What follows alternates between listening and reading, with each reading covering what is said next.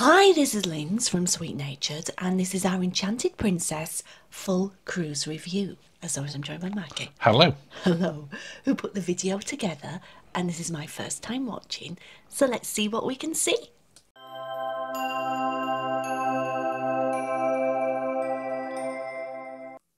Full cruise review time, Linz. We're going to start off with Embarkation, which you sniggered a little bit there because it wasn't as smooth as it normally is from Southampton. I Is that, don't know what to say. that's a bit of an understatement, isn't it? Oh, Normally you get in there and you're through pretty quick. They had a pause in the security for some reason, which backed everything up. And then it became a free fall, and those of us that were sat waiting were just sort of kind of left hanging. what happened was they were letting the front row go every time, but not filling up the front row with the rows that had been sitting patiently behind, and just people who just wandered up got to be put in the front row, and then they were let through. So people at the back were not happy. No. It's making me cross just thinking about it. I'm gonna have to have a drink. Yeah, there were a near mutiny, weren't there, before we went on? There were some people getting really, really agitated. But you can understand it. We did speak to some people who'd been sat there an hour. We weren't sat there quite that long before everyone just went, no, we're going. But eventually we got on. I went to the ladies, and when I came back, there'd been a revolt. It is, and everyone went on. But we're just giving it 5 out of 10 because it wasn't as well organised as it is normally, and definitely wasn't as well organised as it should be. Accommodation. Yes. So we were in a mini suite on this one, in Yeah. particular M106, which is right at the front. And that's what happened the very first time you went in, because we're in the Princess Prizes, because we'd got Princess Premier, and you got into the end of cruise draw on the first go. I feel that the graphic did not really warrant the The excitement. the experience. We didn't win. No. I'm having another drink. I feel this is going to be a theme in this review. With each of these sections, it's probably just worth me saying we have done dedicated videos. So there is a full accommodation video, which is different. There's the full food and beverage one. There's a Princess Premier. This is kind of an overall review of everything. Of the cruise. So it is different. The cabin itself was fantastic. Gets points for the kettle, gets points for the ensuite. The balcony was amazing. Don't know how that would be in dodgy weather, but we loved it. In this one, it was perfect. The weather we had was amazing. Now, it's worth pointing out, it only has a kettle, as far as we're on, Princess, if you're sailing from the UK. Yes. That TV there we're looking at is stupid. Yeah, it's kind of a bit useless where it is because it's sat on a dressing table. We talk about that much more in the review. But in terms of a mini suite and its position, it's my favourite position that we've ever had for a mini suite on a ship. Oh, it was great. It was great. You'll see the balcony in a second, and honestly, it was like having our own little retreat area. Oh, it was lovely. The sun loungers, when we get there, could have been bigger. There could have been, 'cause we had plenty of room, Yes. and it'd have been nice for them to be plush, but it's a mini suite, it's not a suite, so you get what it is. They did recline. They did recline. There was a buffet one to put your feet on. There was. But only one. Loads of storage areas in there. You Oh, could no, put there was stuff plenty. under the bed, and the bed incredibly comfortable, as usual, princess beds. Yes. But this is what you get this room for. Yes. There's another one exactly the same at the opposite side of the ship, Because, yeah. because there's 2 sides of a ship. Wow. So this one is at the opposite side and above 1 floor as well. Yeah, but or below 1 floor, forget which yeah, yeah. way, what way. But this position where we had there, just amazing. I mean, that's the view straight off the balcony. It was lovely cruising out of Rotterdam at night as well. It was like a mill pond. Yeah. There was just a little buoy or buoy, depending how you are in the world. Just with this little ding. It was, and it was just a perfect location. As you said, not sure what it'd be like right at the front of the ship if you were going transatlantic Wet. in winter. Wet Cold. and bouncy and Windy. less as good. But you did get a review of, you did get things like little speedboats going past as well. Well, talking of speedboats, would you like to speedily invite people to subscribe? I'd speedily like to invite people to subscribe. Thank you if you already have done. Thank you. Thank you. That was very speedily. You said You, speedily. you got there before the end of it. And if you have already, thank you. Food and restaurants. Now, before we went on, there were quite a lot of speculation online on Facebook groups and on Twitter that the food standards had dropped. Now, when we first went on Princess, which was Regal Princess, the food was excellent. It was amazing. I'm not loving that bap with that With the pate, a little No. brioche bun, wasn't it? Yeah, I like toast. I mean, this is the main dining room that you can see here, which is open for breakfast, lunch and dinner. Depending on what's going on. No, it's open for breakfast, lunch and dinner every day. Even on a port day? Yeah, For lunch? yeah. Wow. Well, what else are you going to eat? Upstairs? Well, in the buffet, yeah. Anyway, it was open every day that we were on there. I feel I'm not much use today because of the. Oh, I did like this because Your it wasn't. bananas Foster. It wasn't. It didn't go as smoothly as we imagined it would be. It wasn't the cruise, the princess experience we were imagining. No, it wasn't, and we'll get back onto that much later on. But the app didn't work. There were queues everywhere. As I said, we're going to talk about that much more.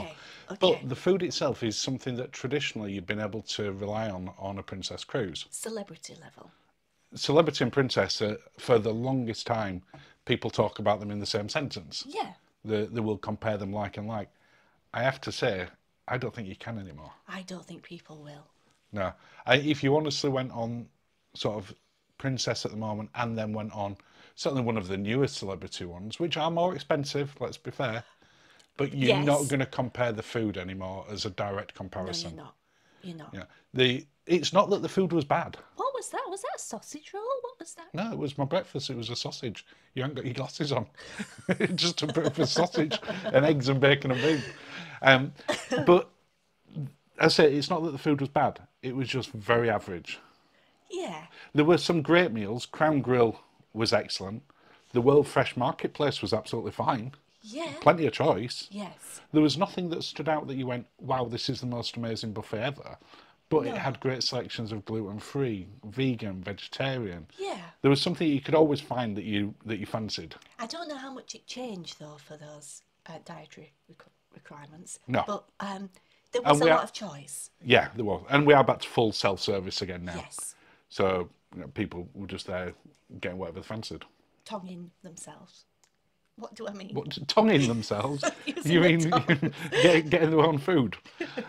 And they changed what was Alfredo's to Gigi's on there. It wasn't as good. And because it wasn't just a name change. But again, we had issues with the service on there being slow. The cruise was at 100% capacity. But we've been on plenty of cruises in the past that have been at 100% capacity. Yeah. And it just wasn't there. We were waiting a long time for it, and when it came, it were quite cold. And it's not as romantic now.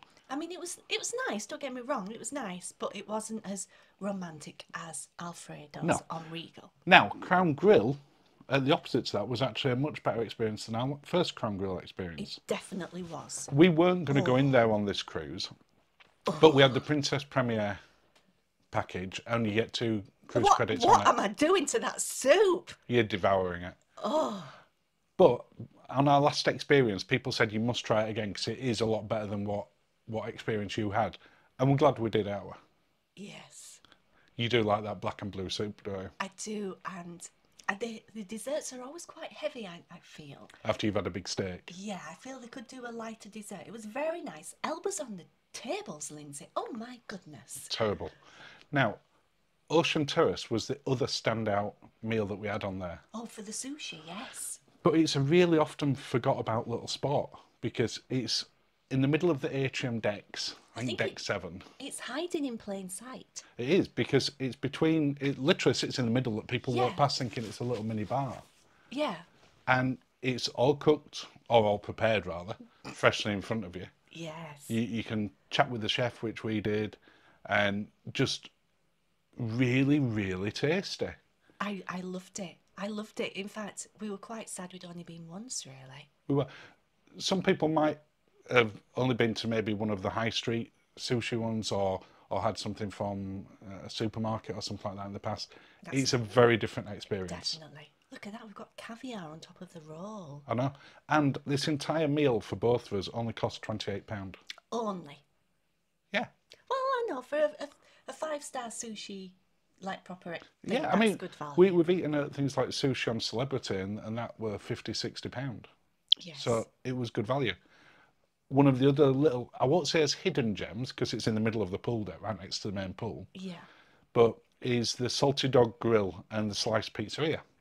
naughty, naughty things, but very tasty. They are perfect if you've just been out on an excursion and just come back on, which we had. Yes. If you've been sort of having a good walk, oh, it's your bisque. If you've been having a good walk, it's a great spot, isn't it? Yeah. Lobster biscuit bistro sur la mer. Impressive presentation. Tasted really bland. And you had, that's the snail balls. Again, there's a bistro sur la mer review, so I don't want to sort of bore people who've already watched that. Look at that veg. Look at that veg. Terrible. But at the same time, just want to emphasise, most disappointing speciality restaurant we've ever been in on any cruise ship. I'm having another drink. Just to get you past bistro sur la mer again. This cruise review is driving me to drink. I don't think it's the cruise review. I'm not suggesting it's me either, just to be clear on that. But one of the actual little highlights of it is, now you've lost the plot, I'll try and carry on, is the International Cafe down in the middle of the atrium. This is open all the time. It's fabulous. And it gets packed no matter what time of day. Yeah. Again, some naughty treats. Oh, there is. I'm trying to think if there's anything healthy. No. But food was, there were some great restaurants that we went to, Crown Grill and Ocean Terrace. But you had to pay for. You did. But overall, it was pretty disappointing. I'd give it 6 out of 10. Entertainment. Do you agree with that, Scott? I'm going to say, yeah, I've probably been a bit kinder and said 7. Okay. I'll give it 6, so it's 6. Can you put the video together? I did. Entertainment, everything you would expect on board. There's 5 main venues where you're going to find entertainment as well as scattered ones around. So you've got the Princess Theatre. You've got the Vista Lounge. This one in particular, in an evening, you'll get live music, but you get comedians on. We saw David Copperfield, the comedian / musician, on there. You've got Princess Live, where they do the karaoke in an evening. This was not a big enough venue. This were packed every night. It was. They do the trivia in there as well. The main atrium, and you get everything from live music to dancers and gymnasts, and you'll see that in a second on here. And then your final main spot for entertainment is, of course, the top deck. Yes. Where you got live music on, you have the sail away parties, depending where you are in the world, you'll have different things going on in there as well. There's not really a schedule as such. There are times when they say, right, there's this group coming on in the atrium at this time, but we also found just occasional spontaneous entertainment. Pop-up entertainment. So you'd be sat there having a cafe, having a coffee from the cafe, and you'd have bendy people would appear. Bendy people would appear. Just to be clear, professional bendy people, not just people who are on the cruise. I mean, feel like it. If you could do that, if you're on the cruise, well done. I mean, wow. I'm very bendy. But really good. I say we had David Copperfield in here on entertainment. If you're from the UK, you used to be part of a trio with Lenny Henry and Tracy Ullman, 3 of a kind. Tracy Ullman now, of course, with her famous shares in Simpsons, and Lenny Henry, who's now featuring in Lord of the Rings. Rings of Power. Rings of Power. He's a Hobbit person. This one was in the Horizon Lounge. Yes. Vista Lounge. Vista Lounge. The Princess Lounge, their main show for it when we were on was rock opera. They have 2. There's a separate one as well. I think it's called 5. This was very good. This was excellent. I couldn't get any footage because you weren't allowed to record in here. They had some lovely frocks, did the ladies. And they had a guest singer on that one, Max Himmelreich, who also, he did his own one-man show later in the cruise and did the best version of Nessun Dorma we've ever heard live. Oh, it was great. Standing ovation at the end of it. It was absolutely fantastic, wasn't it? It was great. I mean, I loved it. But entertainment, you can be as busy as you want. You've got movies under the stars at the top as well. Classic. You can do as much as you want. There is lots to see and do. The quality is really good. And we've given 8 out of 10. We have. We have. Bars and drinks, or as I've put on there, Enchanted Princess brought to you by the letter Q. Having a drink. Now, before I get into this, just have a listen to this clip. I just got some word from the bar manager. Today, 75,000 cocktails went through the bar staff. 75,000. Give yourselves a round of applause for consuming that. 75,000 cocktails were served in one day. We're not doing much for the Brits in respect of like what people in the rest of the world think about us, are we? Now, put it into context, there were just over 4,000 passengers on there. Oh my goodness. I'm quite impressed that they got through 75,000 cocktails in a day, because on average you were queuing 20 to 30 minutes to get a drink at the bar. Again, we're Brits. We can queue and we can drink. When those two things are combined, we can do it exceptionally well. And to be fair, they did. We so did. Now, the problem was caused for a few different ways from what we've heard. One, they had over 300 staff short, including a lot of bar staff and waiting staff. Yes. And secondly, the app just didn't work. The app. I'm having another drink, watching me drink, thinking about the app. And because of that, we've given it 5 out of 10. The drinks and bars were great, but the queues were completely unacceptable. Do you remember when the app said it was cloudy and look at the sky? Yeah, it did. It said it was It actually said it was cloudy this day and high chance of rain. But as I say, we're not going to go on about the app. It was broke. Other people have talked about it on their reviews as well. Are we saying broke? Yeah, it was broken. It couldn't cope with the load that's in there. Anyway, we're talking about relaxation now, not the app. Maybe the app needs to relax. It does. There are lots of places that you can relax on board. However, when it's a very full cruise like this was at 100% capacity, places where you got tranquility as opposed to relaxing, Ooh. I know, get me, are harder to find unless you pay for them, or unless it's foggy like this particular morning when we got up in Guernsey. Now, the spa, which you can see here, fantastic, but that's $40 a person for a day pass. If the day passes are available, they don't always sell them. We did get one. The sanctuary, yes, is I want to say 20. Was it $40? $40 a piece for the day. Yeah, because I didn't have my glasses on and it was in pencil, and I thought it said $400. Yeah, it definitely wasn't. Now, both those areas are fantastic. You can get a lot of peace and quiet in there. The services... you were going to say. No, a lot of peace and quiet. The really relaxing, you can see here, we had this spa area, the thermal pool to ourselves. The service was fabulous in the sanctuary as well. It was absolutely amazing, but you're paying that bit more for it on top of your cruise as well. That's true. But for us, it's worth it. We really like that peace and quiet for a certain part of the day, so that when it's then the noise of it, you can enjoy it, but you've got that, that's what that we mixture. Like. We like to wordle where it's quiet. To wordle in the quiet. But as I say, if it is a full cruise, you might have to pay a little bit more. That's if you can get into the sanctuary. Again, remember what we've said before about sanctuary. If you're interested in it, get there first.